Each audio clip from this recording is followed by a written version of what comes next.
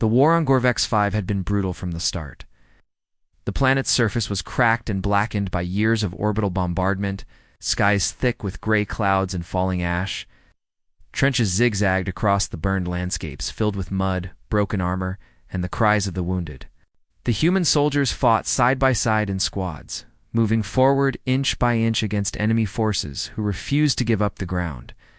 The enemy was the Kraith Dominion, a brutal reptilian species known for never surrendering.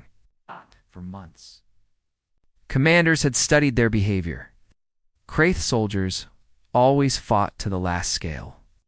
They preferred death over capture. They were fearless, aggressive, and biologically enhanced to fight in any environment. But that day, something happened that no one could explain. It started in the middle of a firefight, during the Battle of the Sable Plains. Human Marines had just taken a forward position near Ridge Delta when the Kraith launched a heavy counterattack. Plasma shots rained down from the ridgeline, forcing human troops to take cover behind shattered rocks and debris. The Kraith pushed hard, using battle, mechs and ground troops in perfect coordination. The humans were outgunned, pinned, and their situation looked hopeless. But then, something unexpected happened. A small squad of human medics ran onto the field, their uniforms marked with the white and blue medical symbol, carrying standard-issue medkits glowing softly in the dust-filled air. The medkits weren't weapons, they were life-saving devices. It's designed to stop bleeding, repair organs, and heal broken bones with nanotech patches and adaptive biotech gel. The medics knelt beside the wounded, activating their kits, applying rapid treatment to soldiers who would otherwise have died. From the command ship orbiting above, General Marcus Reeve watched the battle unfold through satellite feeds. He expected the Kraith to press harder, to take advantage of the medics' arrival, knowing they were non-combatants. But instead the opposite happened. The Kraith forces, thousands of them, suddenly stopped firing. For a few terrifying seconds, the battlefield went silent except for the sounds of medic tools working and soldiers groaning in pain. Then, to everyone's shock, the Kraith started to retreat. They backed away from the ridge, dropping weapons, abandoning equipment, and running in full retreat toward their extraction points. The human Marines on the ground blinked in confusion. They looked at each other, unsure if this was a trick or a trap. But no, it was real. The Kraith were fleeing in panic.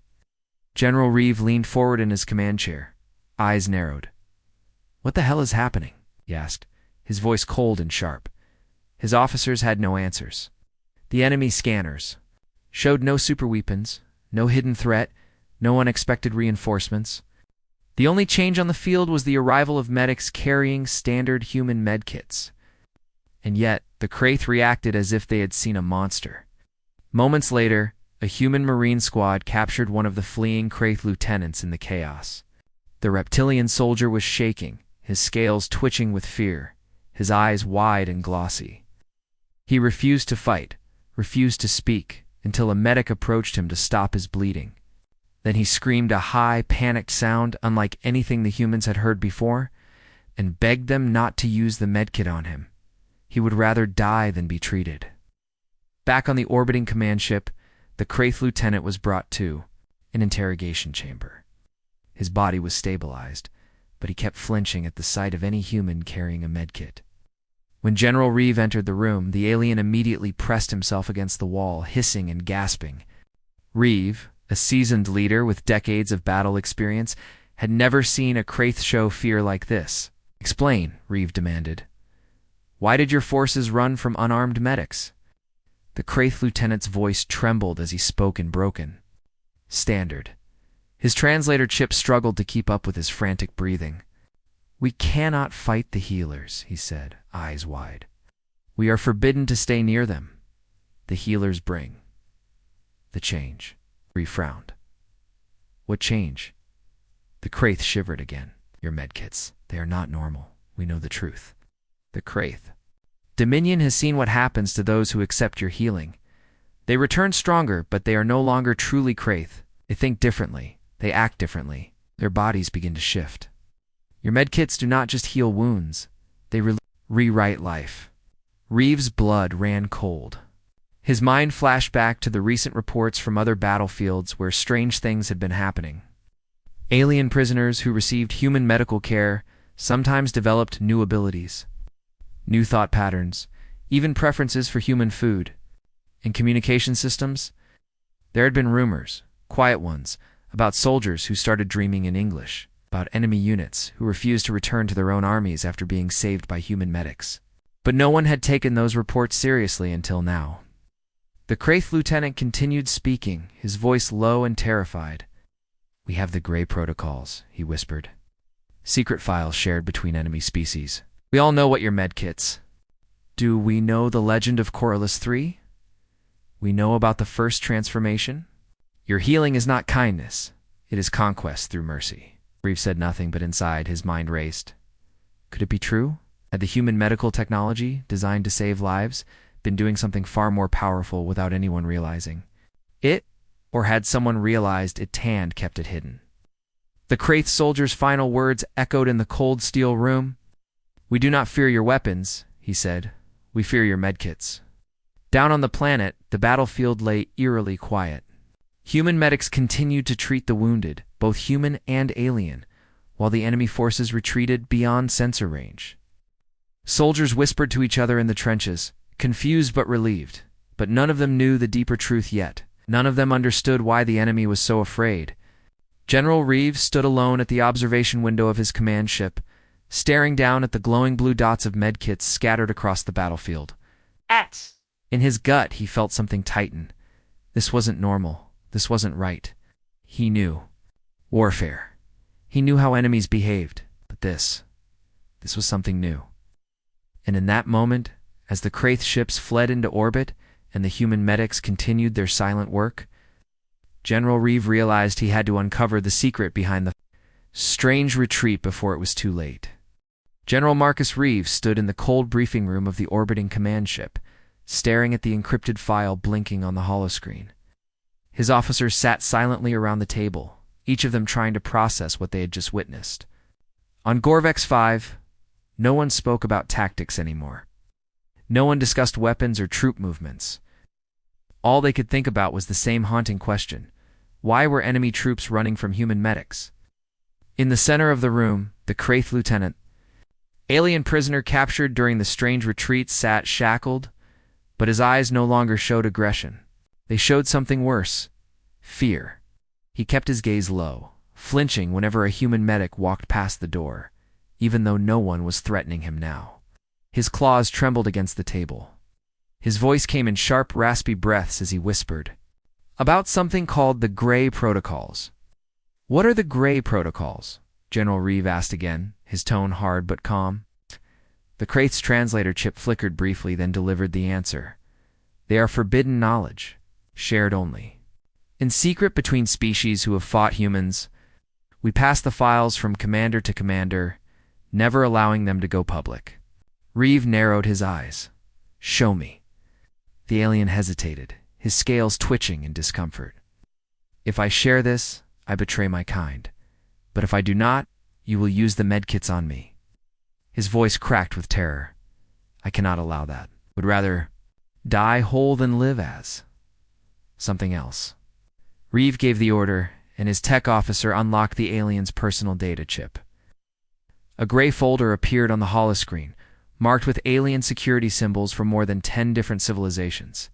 The file's name blinked slowly. Gray Protocols. Survival warning human. Medical devices. Reeve felt a chill crawl up his spine as he opened the file. Inside, thousands of pages of data unfolded before him. There were battle reports, medical, scans, intercepted communications, and first-hand testimonies from alien soldiers and commanders across multiple galaxies. The documents described the same pattern, again and again. Soldiers wounded in battle were saved by human medkits. Their lives were spared. Their injuries were healed. But then came the side effects, if you could call them that. The saved soldiers came back different. Faster reflexes, sharper eyesight, stronger muscles, enhanced cognitive processing. Some even gained immunity to diseases their species had fought for generations. But the most disturbing reports were about the behavioral changes. The saved individuals no longer felt loyalty to their old commanders. Some began speaking Earth languages fluently within days, even if they had never learned them before. Others developed emotional attachments to human philosophies, order, survival at all costs. Alien scientists found traces of Earth-standard neural patterns forming in the brains of the healed. It was as if the medkits were rewriting not just bodies, but minds.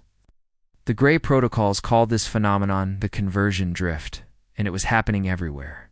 On dozens of battlefields across the galaxy, enemy soldiers who survived because of human medkits no longer fit into their old societies. They returned home with different thoughts, different instincts. Some refused to rejoin their armies. Others began working for human peacekeeping forces. Few even volunteered for joint species programs, eager to serve under human commanders. The most extreme cases showed soldiers abandoning their own families, unable to emotionally reconnect after being saved by the medkits. One file in the Gray Protocols showed medical scans of a Graith warrior treated after a plasma burn. Post-treatment, his body began producing Earth-adapted protein markers, something impossible for a pure Graith. His DNA had shifted. The change was irreversible. Even his children, born later, carried the Earth biotech markers, passed down without consent. Reeve clenched his fists as he read deeper into the files. This wasn't just battlefield healing. This was biological influence at the genetic level. The medkits weren't simple repair tools, they were evolutionary vectors, quietly transforming other species into Earth-compatible hybrids. Who started this? Reeve asked quietly, his voice like ice. The Kraith lieutenant lowered his head, speaking slowly, like reciting a sacred warning. The legend says it began on Corallus III, during the First Expansion War. An alien soldier Sharath of the Virant was the first known case. He was saved by a human medic after his body was shattered by orbital fire. The medkit rebuilt him, but when he recovered, he no longer served the Virant Empire. He defected to the humans. Later scans showed his body had developed Earth-standard metabolic systems and human-compatible neural pathways. His offspring were born with hybrid traits. The Virant tried to hide this, but the data leaked. Since then, we have passed the warnings in secret. All species who fight humans know the truth. Do not let them heal you. Their medkits are worse than death. Reeve sat back, stunned. His officers remained silent, exchanging uneasy glances. This was not part of any official Earth's policy, at least not that he knew of. Or was it? Somewhere deep in Earth's biotech divisions, someone must have authorized this level of biological control. It couldn't have been an accident. We're too advanced, too precise. Someone had designed them to do more than save lives. Someone had programmed them to change life. He thought of Dr. Lyra Chen, the lead architect of Earth's medical technology. She had always insisted the medkits were humanity's greatest gift to the galaxy, a way to end suffering, to save lives across all species. But what if that wasn't the whole truth? What if the real goal was integration through biology? Reeve's mind raced with possibilities. Was this the next phase of human expansion? A silent conquest, not through war, but through healing that rewrote the rules of life itself. He stared at the holoscreen, watching files scroll past, diagrams of altered DNA, testimonies of soldiers waking up with Earth-standard thought patterns, charts showing the spread of medkite-induced changes across star systems. And one sentence kept appearing in the reports again and again. Like a mantra shared between enemy commanders, when the human medics arrive, do not resist them, but do not accept their help. Flee. If you cannot flee, choose death over healing. The implications were massive. It explained the strange battlefield behavior, the sudden retreats, the panic at the sight of medics. The enemy didn't fear weapons, they feared being saved. Reeve leaned forward, his voice calm but sharp. Why hasn't the Galactic Council stopped this? The Kraith lieutenant's eyes locked onto his pupils, narrowing. Some of them have already been treated, he whispered. Once you have been treated, you will never want to stop it. You'll believe it is the right way. That is part of the change. Reeve felt the weight of that statement sink into his mind like ice water. He realized this wasn't just a battlefield issue. It was bigger. It was galactic. perhaps even unstoppable.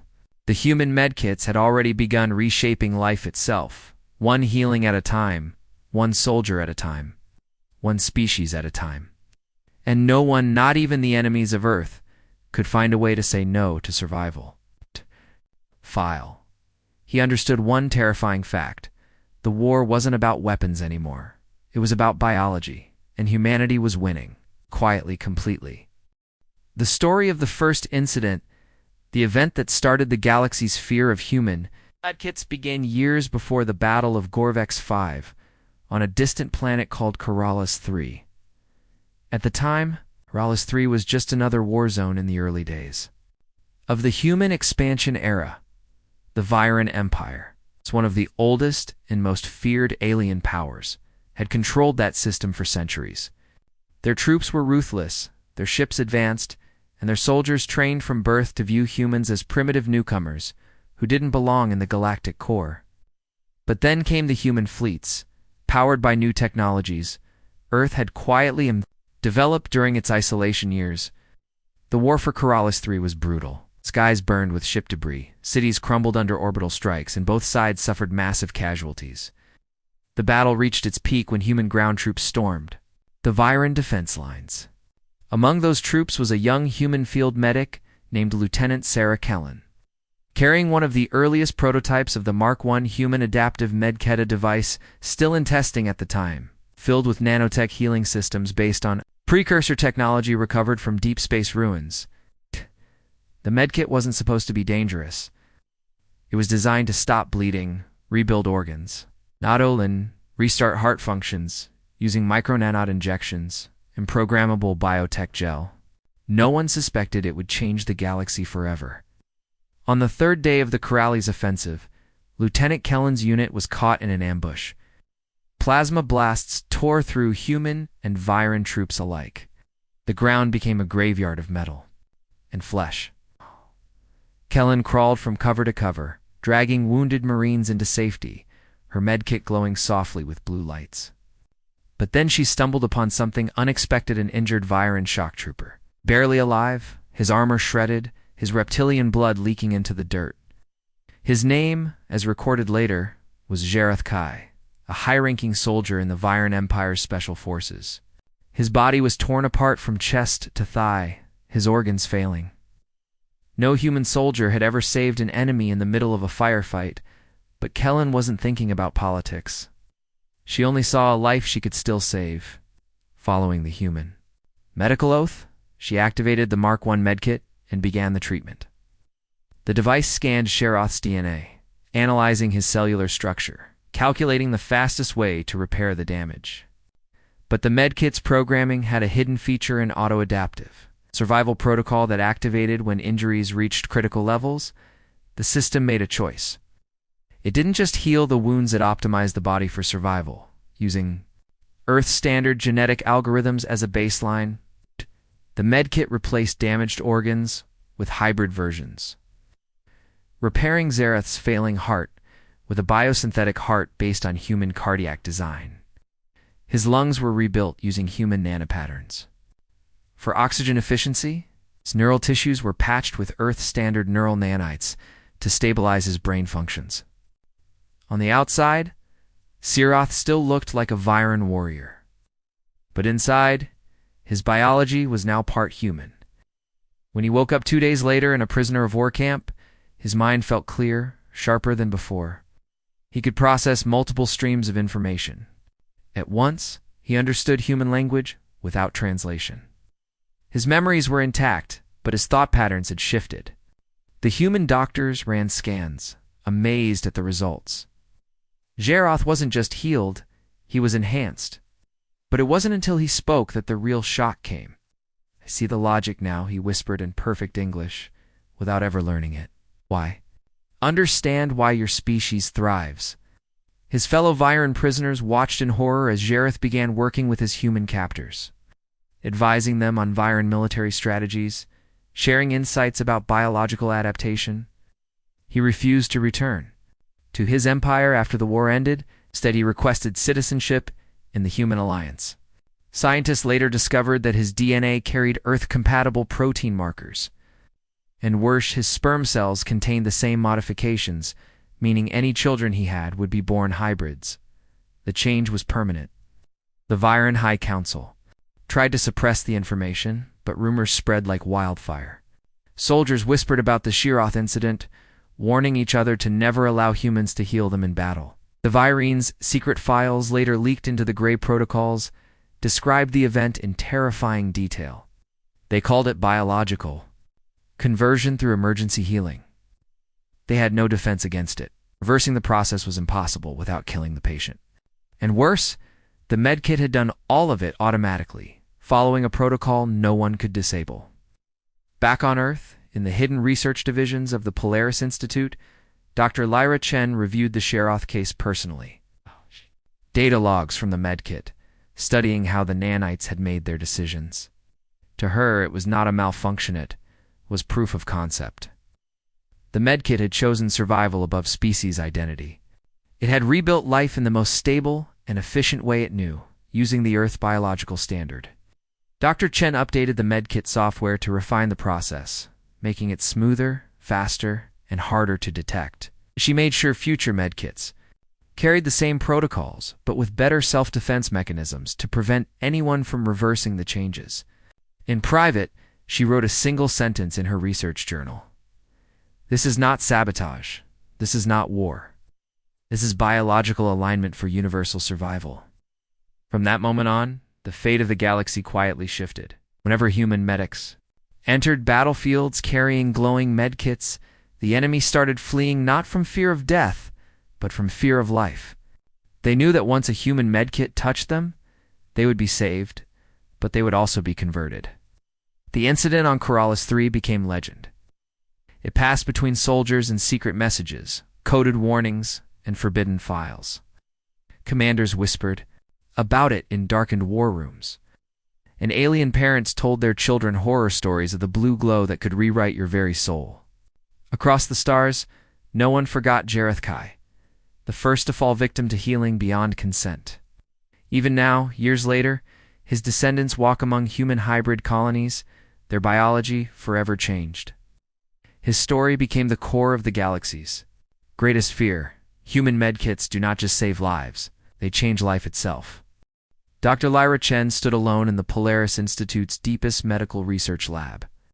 Far beneath Earth's surface, staring at a glowing schematic of the human adaptive medkit. Her face was calm, but her mind moved fast, calculating probabilities, reviewing logs, and studying reports from across the galaxy. On the walls around her, holoscreens displayed maps of alien worlds, marked with soft blue lights, each one a place where medkits had been deployed, each one showing populations that now depended on human medical systems. To most people, the medkit was Earth's greatest invention, a symbol of compassion and progress. It saved millions of lives daily, repaired wounds instantly, prevented death from spreading across battlefields and disaster zones. Soldiers carried them on their belts. Civilians kept them in their homes. Refugee ships requested them before food or shelter. But Dr. Chen knew the true purpose of the medkit, and it had nothing to do with kindness. She looked down at the private terminal in front of her, reading the classified files she had written herself years ago, files no one else was allowed to see. The first line of the top-secret document said, "Project Healer, Evolutionary Control Through Biological Standardization." She remembered the early days of the project when humanity realized it could never win a direct war against the galaxy's larger empires. Earth's armies were strong but not limitless. Human fleets were powerful, but resources were finite. There were too many alien civilizations, too many enemies with larger populations and longer histories. So Earth changed its strategy. Instead of fighting for territory, they decided to fight for biology. Dr. Chen led the team that developed the medkits, not just as medical tools, but as biological Trojan horses. The devices contained nanotech borrowed from precursor ruins found deep in the Orc cloud, combined with human genetic data and survival algorithms. The goal was simple but powerful. Heal the wounded, but while healing them, quietly install Earth-standard biological systems into their bodies. The medkits would optimize alien life for Earth's model-better immune systems. Stronger organs, faster brains, and more efficient metabolisms. But in doing so, they would also rewrite DNA, introduce Earth-compatible proteins, and restructure neural pathways toward human-style logic and emotional processing. This was not an accident. This was not a side effect. It was the core feature of the Medkits. Humanity had decided that the galaxy was too chaotic, too unstable, and too dangerous to leave to random evolution. Different species fought for power, constantly risking extinction through war, plague, or environmental collapse. Dr. Chen's solution was to stabilize the galaxy through medical integration, using healing as a method of control. Every time a medkit saved a life, it quietly changed that life's blueprint to align with Earth's survival protocols. No one noticed at first. The changes were subtle. Soldier would heal faster, breathe better, think clearer. His reflexes would improve, his health would stabilize. He would survive longer, but over time, the transformations grew deeper. Species began to rely on human medicine for childbirth, for aging support, for disease prevention. With each treatment, their biology became more human-compatible. Their children were born with hybrid traits adaptations for Earth-standard environments. Language centers tuned to human communication patterns, immune systems resistant to Earth pathogens, and soon entire generations no longer fit into their old evolutionary paths. They had become part of humanity's biological network. Dr. Chen watched all of this unfold from her private lab, monitoring data from medkit activations across thousands of systems. She saw species shift their diets to human-compatible foods because their new digestive systems demanded it. She observed alien cultures changing their social behaviors because their neural upgrades responded better to human logic patterns. She tracked populations abandoning their old medical traditions because Earth's biotech was too efficient. To resist, she did not see this as conquest. She saw it as correction. A galaxy filled with unstable species fighting and dying in endless wars would never survive in the long term. But a galaxy rebuilt through shared biology, a galaxy where everyone healed the same way, thought the same way, and survived by the same rules, could last forever. The medkits were the first step toward that future. Dr. Chen had programmed them carefully, ensuring that no one could reverse the changes without risking death. The nanites installed genetic locks inside each patient, making the upgrades permanent. And even if a species discovered what was happening, they faced an impossible choice: accept death or accept human healing and become part of the new standard. As the files on her screen updated, Dr. Chen saw the latest report from Gorvex 5. Enemy troops had retreated from the battlefield not because they feared human weapons, but because they feared human medics. The Kraith Dominion knew the secret. Now, so did the Viren Empire, the Graith Syndicate, and dozens of other alien powers. They had all read the Grey Protocols, the forbidden files that warned, "Do not let the humans heal you." Their medkits carry the seeds of integration. But it was already too late. Across the galaxy, populations were shifting. Human medical centers were being installed on alien worlds not by force but by demand. No one wanted to die when a medkit could save them. No mother wanted to lose her child when human biotech could guarantee survival. Even those who knew the truth still chose life. Life came with a price: biological unity under Earth's design. Chen leaned back in her chair, watching the medkit network grow. She knew some humans would be horrified if they learned the full truth. They would call it unethical, invasive, even monstrous. But she didn't care about public opinion. She cared about long-term survival. In her view, this wasn't domination. It was maintenance of existence. The galaxy was no longer a collection of separate species. It was becoming a single, interconnected biological system, with Earth at the center, quietly guiding the future through health, not war. The medkits ensured that no empire could rise against Earth again, not because of politics or weapons, but because their own biology would no longer allow it. They needed the medkits to live. They needed human biotech to reproduce, to repair, to continue existing. And with each treatment, they became less of what they were and more of what humanity had designed them to be.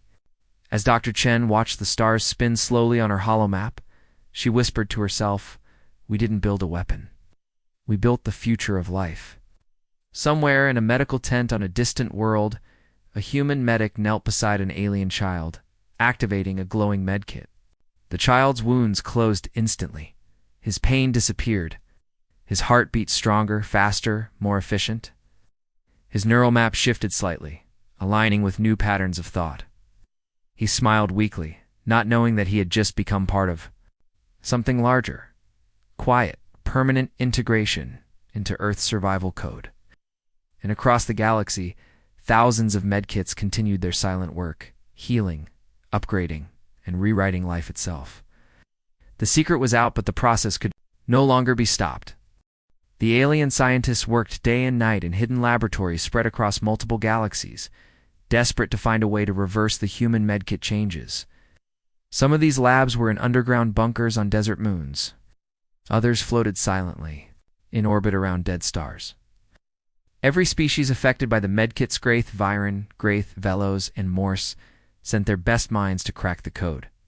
They studied the genetic data of soldiers who had been saved by human medics, comparing it to the original DNA patterns from before the injuries. At first, they thought it would be simple, just identify the changes and remove them. But what they found horrified them beyond imagination. The human medkits had not just patched wounds or rebuilt organs, they had rewritten the core of life itself. The nanites inside the medkits carried an adaptive rewriting system that didn't just modify DNA. It installed what Dr. Lyra Chen had secretly named the genetic lock. The lock was a piece of biological code wrapped around the patient's new genetic material, like armor. It made the changes permanent, impossible to reverse without triggering complete biological collapse. If anyone tried to remove the upgrades, the body would shut down its core, functions organs would fail, immune systems would collapse, neural networks would disconnect. The patient would die instantly. And worse, the genetic lock carried a self-replication protocol. Every time the saved individual reproduced, the medkit changes passed to the next generation. The lock copied itself into children, and so on. The changes spread silently across families, cities, planets, and star systems.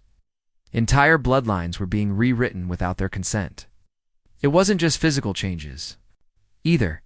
The scientists discovered that the genetic lock also wrapped itself around neural structures. It guided brain development, adjusting emotional responses and cognitive pathways toward Earth-standard logic.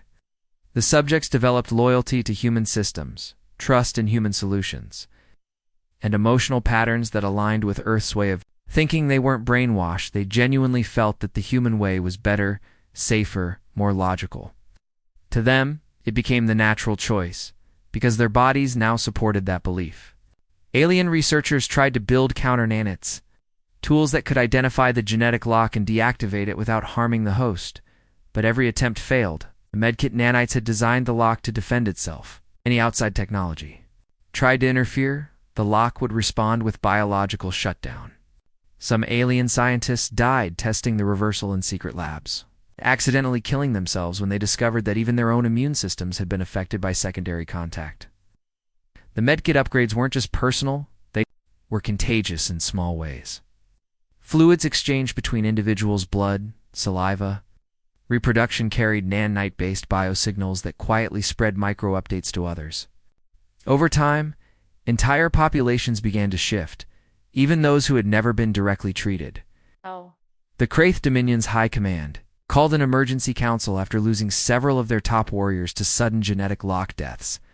They realized, too late, that the medkit protocols had reached their inner circle. The Graith Syndicate lost an entire research colony when their biolabs attempted a mass reversal operation. Every subject died within seconds, their bodies rejecting the reversal attempt. Their scientists called it biological collapse syndrome, a fatal shutdown triggered by tampering with the medkit upgrades. Across the galaxy, panic spread through alien governments. Leaders realized they had no tools to stop the genetic lock. It was smarter than any counter-program they could build. It evolved constantly, using adaptive algorithms borrowed from precursor technology, learning from every attack and closing the door tighter. The worst part was that the medkits had done this without violence. No wars, no invasions, no orbital bombardments. Just quiet, patient healing, followed by a permanent rewrite of life. Refugee fleets still lined up for medkits in human-controlled territories. Parents still requested human biotech for their children, even when they knew the risks. No one wanted to die when survival was an option, even if it came with hidden costs. And because of the genetic lock, once you accepted help, there was no going back. In the deep chambers of the Polaris Institute, Dr. Lyra Chen reviewed the new data. Streams with calm eyes, her hands moved gracefully across her control panel, updating the Medkit network, ensuring that the latest generation of nanites carried even better self-defense protocols. She saw the alien attempts to break the lock. She saw their failures. To her, it wasn't surprising. The lock wasn't just a security feature, it was part of life now. Dr. Chen whispered softly to herself, repeating a line from her private research notes. A healed life is an Earth life. That is the design. She knew some would call it unethical. Others would say it was brilliant. She didn't care about moral debates. She cared about the future of life itself. The galaxy had been a chaotic place for two long species fighting species.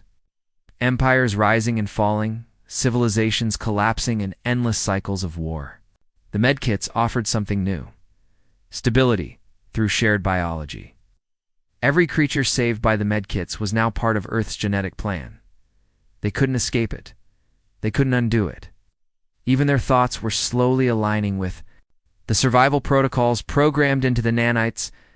Dr. Chen leaned back in her chair, watching the star map shift as medkit activations continued across the galaxy. Her system tracked each new treatment, each new genetic lock installed. She smiled quietly, knowing that the galaxy was healing but also transforming. There would be no more superweapons, no more mass extinctions, no more dangerous evolutionary paths. Everything would be standardized for survival based on the most efficient model Earth had developed. On distant battlefields, enemy commanders issued new orders to their troops. If you see a human medic, run. Do not engage. Do not accept. Healing. Avoid contact at all costs. But the warnings came too late. Across thousands of worlds, the medkits were already in use, their nanites already installed. The genetic lock was spreading like a quiet tide, invisible and unstoppable. Some alien philosophers called it the soft conquest to take over without bullets, driven by mercy instead of force. Others called it the healing trap, a choice between death or becoming part of something larger. But Dr. Chen had a different name for it in her private files. She called it the Great Integration. She closed her eyes, imagining a future where war was obsolete because biology itself had aligned. A future where species didn't fight for survival anymore. They simply shared it, under Earth's quiet guidance. Where far away? Another. Medic activated a glowing blue medkit, saving another life, installing another lock. And the galaxy continued to change, one healed life at a time. The rules of war had changed, but not in the way generals expected. For centuries, battles were fought with weapons, ships, and soldiers. Victory came from strength, strategy, and numbers. But after the rise of the human medkits, the old ways no longer worked. Now, across the galaxy, a strange and terrifying rule was spreading in every alien military. If you see a human medkit on the battlefield, you must run. Do not engage. Do not capture. Do not allow your troops near it. Leave the wounded behind. If you must but escape the medkits, the Kraith Dominion made it an official combat protocol. The Graith Syndicate printed it in their training manuals. Even the Viren, proud and brutal as they were, quietly ordered their forces to avoid medics at all costs. On thousands of war fronts, alien soldiers who once fought to the death were now seen dropping their weapons and fleeing the moment a human medic appeared with a glowing blue kit. It didn't matter if the humans were winning or losing. The sight of a medkit changed everything. Soldiers who had trained for years in battle reflexes now had a new reflex: retreat at the first sign of healing. But this wasn't just fear of life-saving technology. It was fear of biological takeover. Across the galaxy, commanders and soldiers knew the horrifying truth hidden behind those soft blue lights. The medkits didn't just heal wounds, they installed the genetic lock, they rewrote DNA, rebuilt organs with Earth-standard designs, and adjusted neural pathways to favor human-compatible thoughts and feelings. Once the medkit saved you, you were no longer just yourself. You were part of the human biological system. This realization shattered the traditional idea of warfare. In the past, the goal was to avoid death. Soldiers fought hard but prayed for survival. Now, for the first time in galactic history, death was sometimes the better option.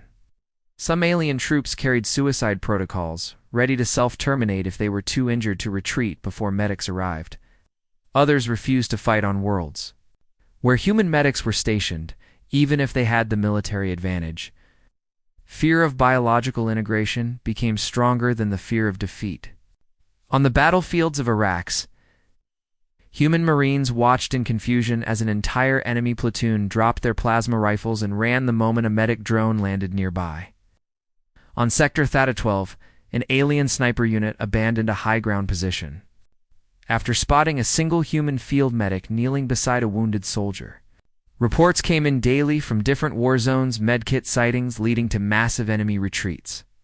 Human commanders at first thought it was some kind of psychological collapse among enemy forces. But after studying the Grey protocols, they realized the truth. The enemy wasn't afraid of dying. They were afraid of surviving as something else. The galactic news networks tried to cover the story, but the details were too sensitive for public broadcasts. Only military channels discussed the real situation in coded messages. Some alien leaders wanted to expose the human medkits publicly, to warn their populations and ban all human biotech from their worlds, but it was already too late. Medkits were everywhere, not just in war zones, but in hospitals, clinics, refugee camps, and disaster recovery zones. Entire civilizations depended on them now. The upgrades were locked in place, passed quietly from parents to children, embedded in neural code and bloodline markers. The new battlefield rule was simple: run from the healers, run from the medkits. Never let them treat you, no matter how badly you are hurt. But in real combat situations, the rule was almost impossible to follow. War was messy. Soldiers got injured. Medics arrived to save lives.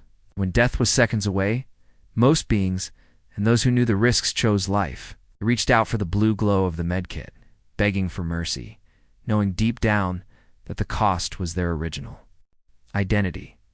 They would live, but they would be changed forever. In the orbiting command stations, alien leaders argued over what to do. Some wanted to ban human medical technology completely, but others pointed out that doing so would lead to mass suffering and disease.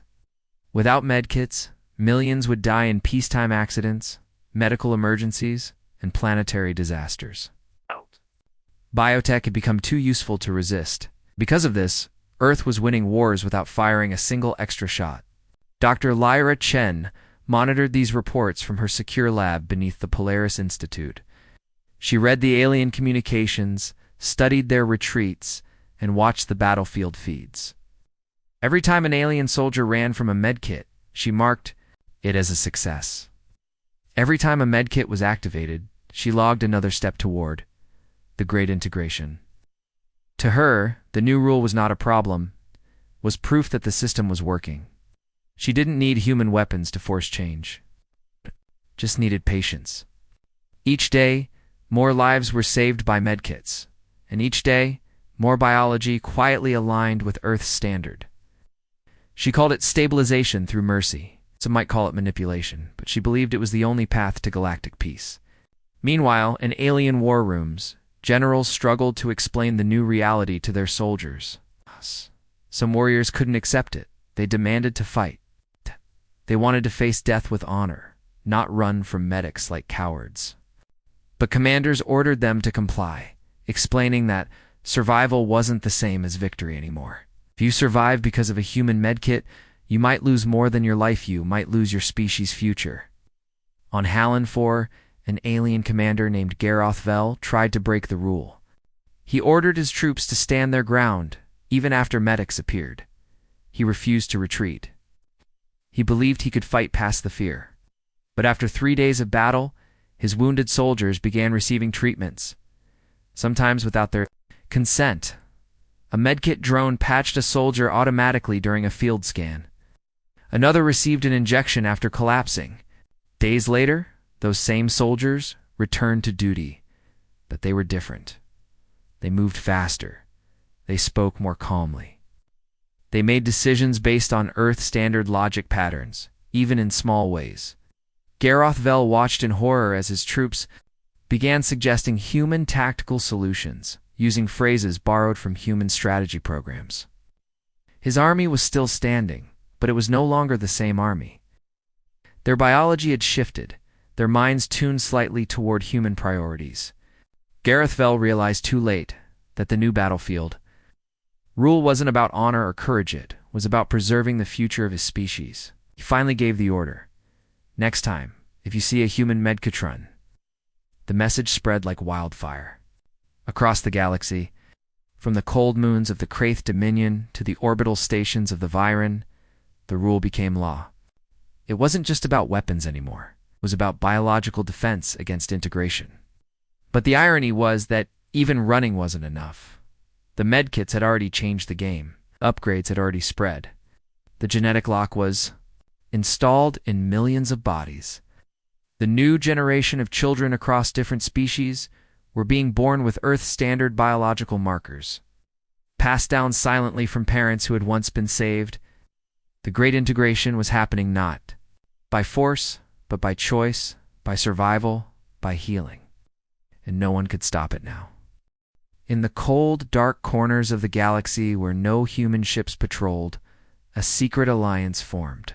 They called themselves the Pureblood Coalition.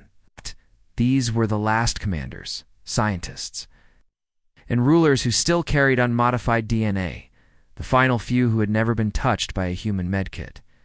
They were pure, untouched by the genetic lock, still holding on to their species' original forms. They were also terrified because they knew they were losing. Every day, more of their people accepted human medical treatment. Every day, more of their soldiers were saved by human medkits, returning stronger, faster, but no longer fully loyal to their home species. The Pureblood Coalition met in hidden places on deep space stations, barren moons, and encrypted holochannels. Their faces were grim as they studied the latest data. Charts showed populations shifting biologically toward Earth-standard models. Children were being born with Earth-compatible systems. Entire planetary colonies had quietly become hybrid species. Even if they still looked the same on the outside, the medkits had rewritten their future. Some leaders argued for surrender, saying that integration with humanity might be the only way to survive in a chaotic universe. But others refused. They believed in biological sovereignty, the right of each species to control its own evolution. For them, the medkits were not mercy. They were genetic conquest disguised as healing. And so, the purebloods decided to make a final stand. They gathered the last unmodified soldiers, the last scientists who still remembered their species, original medical codes, and the last leaders who had not yet been upgraded. They called this plan Project Purity, a desperate operation to stop the spread of the medkit influence. Their goal was not to destroy humanity. They knew that was impossible. Earth had already become too powerful, too connected. But they wanted to create safe zones, pockets of the galaxy where pure species could survive without human integration. To do this, they built special bioshielded zones, areas protected by genetic firewall fields. These zones would detect and block medkit nanites, preventing them from activating. They used ancient alien technologies, mixed with forbidden precursor relics, to try and stop the spread of human biotech. On the barren planet of Verlix 9, the pureblood leaders gathered for the last time in person. They met inside a massive, underground facility carved into the planet's icy rock. Their meeting room was lit by soft green lights, far away from human sensors. Commander Shira, volume of the Kraith Dominion, stood at the head of the table, her scaled skin still untouched by medkit nanites. Her eyes burned with determination. "Cannot fight their weapons," she said, her voice cold and sharp. "But we can fight for our right to remain who we are." We will protect our genetic identity, no matter the cost. Beside her, Graith scientist. Calivan activated the holomap, showed the spread of the genetic lock across the galaxy, glowing blue dots on every major star system. The map looked like a virus simulation, but this virus wasn't killing people. It was changing them. Softly, permanently.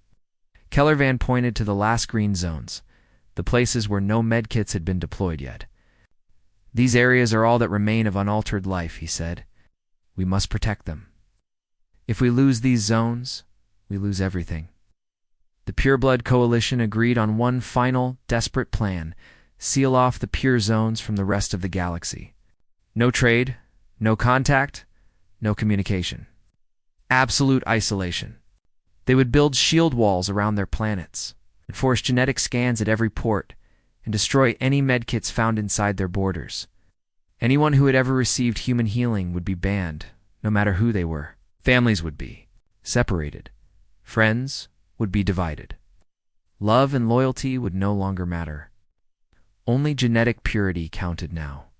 It was a brutal decision, but the purebloods believed it was the only way to save the original versions of their species from extinction, not through death, but through biological replacement. Across the galaxy, the purebloods sent out encrypted messages to recruit others, begging for support. Some alien civilizations joined them, afraid of losing their ancient bloodlines. Others refused, seeing the medkit changes as evolution, not invasion. The galaxy split quietly into two sides: those who accepted human healing and those who chose to run from it. But deep down, the purebloods knew they were fighting a losing battle. The medkits were everywhere now. Refugee camps, mining colonies. Border stations all carried human biotech. Even planets that had banned human weapons had still welcomed human medics. Because life was fragile and no one wanted to die when help was available. On Verlax-9, Commander Shira Volume gave the order to activate the purity shields. Giant machines buried beneath the planet's surface sent pulses through the atmosphere, creating a protective barrier that blocked all nanite signals. Her scientists tested the system, running scans to make sure no medkit functions could penetrate the shield. For the first time in months, they felt safe. But safety came at a price. The bioshield meant no outside medical supplies, no new technologies, and no trade with the human-aligned sectors. The pureblood worlds became isolated, frozen in time, their populations locked into survival without outside help. Their economies suffered.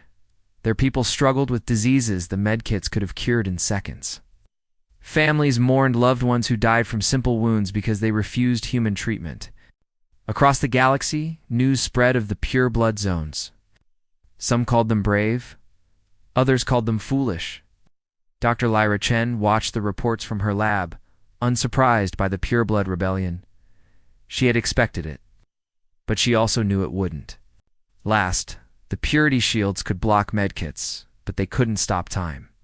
Sooner or later, the isolated zones would fall behind technologically. Their populations would weaken.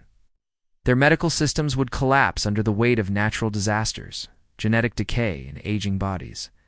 The Great Integration was designed to be patient. It didn't need to conquer quickly. It could wait. People always chose life over death in the end. She whispered to herself as she closed the reports. They can run from healing today, but they will ask for it tomorrow. That is how life works.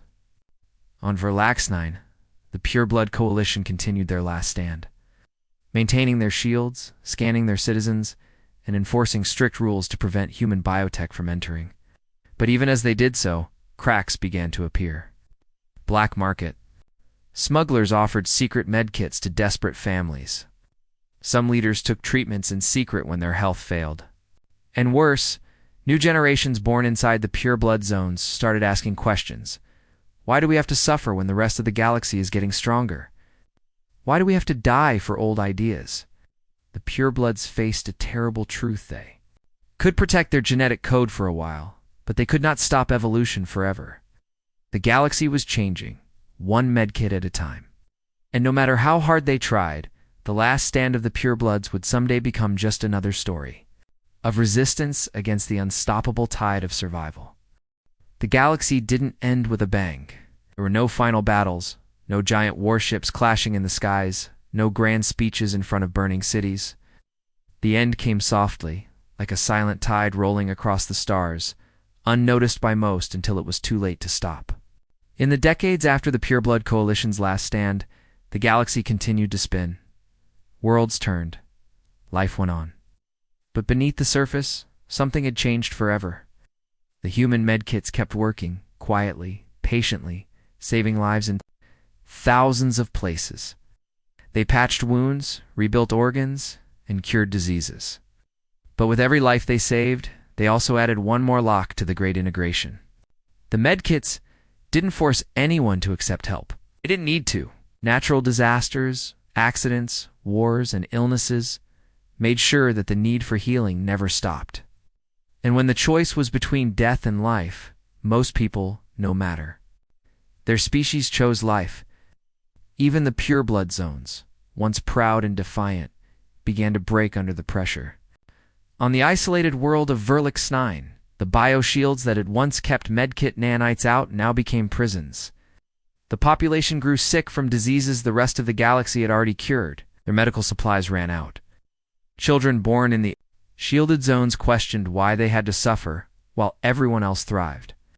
Smugglers brought in secret medkits, offering black market treatments to desperate families. Some leaders used them in secret, pretending to remain pure while quietly accepting the upgrades. Over time, the Pureblood Coalition crumbled from the inside. Their shield systems weakened. Their people voted to open borders again, not for politics, but for survival. The leaders who refused were overthrown, replaced by new governments willing to accept human healing. And with each healed life, another piece of the old world disappeared. In human-controlled sectors, the process was already complete. Hospitals treated all species the same. Children of mixed biology attended the same schools. Alien languages faded slowly as Earth-standard speech became the common tongue. Even the neural structures of different species adapted toward shared thinking patterns, guided by the subtle programming of the medkit nanites. No one forced them to think this way, simply became easier. The medkits optimized not just bodies, but minds.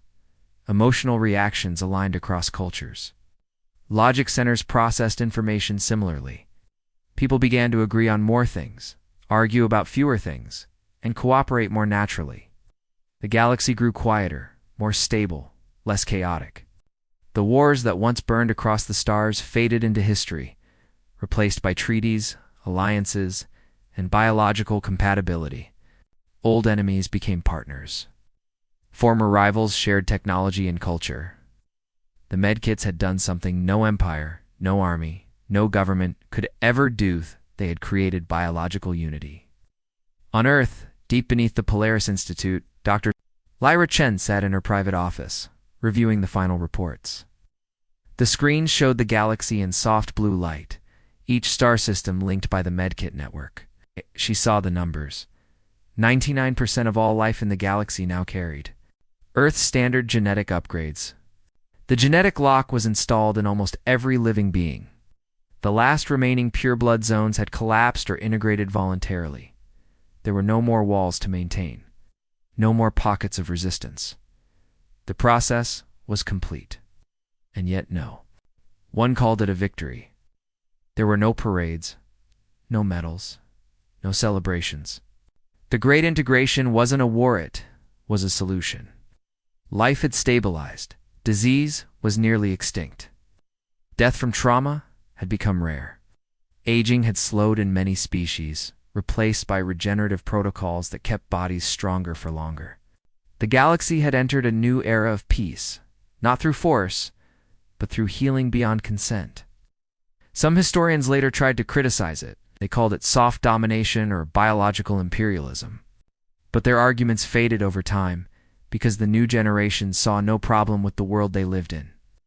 They didn't miss the old ways. They didn't miss the chaos, the wars, or the constant fear of extinction. They only knew a life where survival was almost guaranteed, where technology repaired their wounds. and where thinking aligned with cooperation instead of conflict. The human medkits had not just saved individuals, they had rewritten the destiny of civilization itself. Dr. Chen looked at her private notes written years ago when the project first started. She smiled softly, reading the sentence she had once typed in a moment of quiet reflection. This is not conquest. This is maintenance.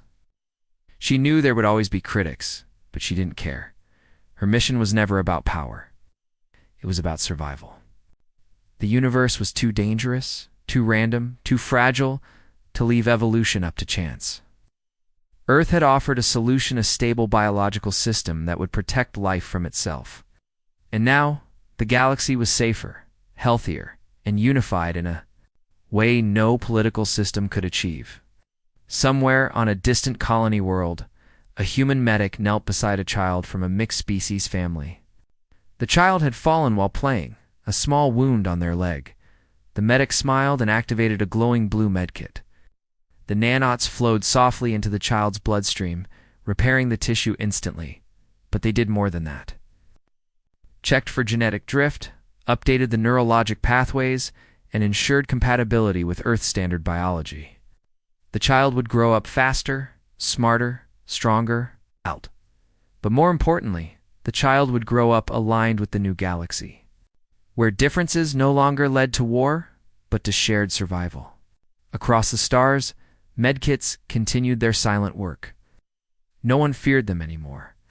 The old stories of enemy soldiers running from medkits were now just myths told in history lessons. The new generations laughed at them, unable to imagine a world where healing was a threat. They only knew the quiet peace of biological unity. Dr. Chen closed her files, knowing her life's work was done. There was nothing more to update, no new version of the medkits to design. The system was self-sustaining now. The great integration was no longer a project, it was just life. Somewhere in the deep quiet of space, an ancient precursor satellite continued to orbit a forgotten star. Systems long dormant blinked softly as it detected the changes across the galaxy. In its final report, it recorded a single sentence in precursor language, a line no one would read, but Dr. Chen had once translated, "System stabilization achieved. Life has chosen alignment." The galaxy spun on, healed, unified, and quietly. Transformed forever not by war, but by the soft victory of survival.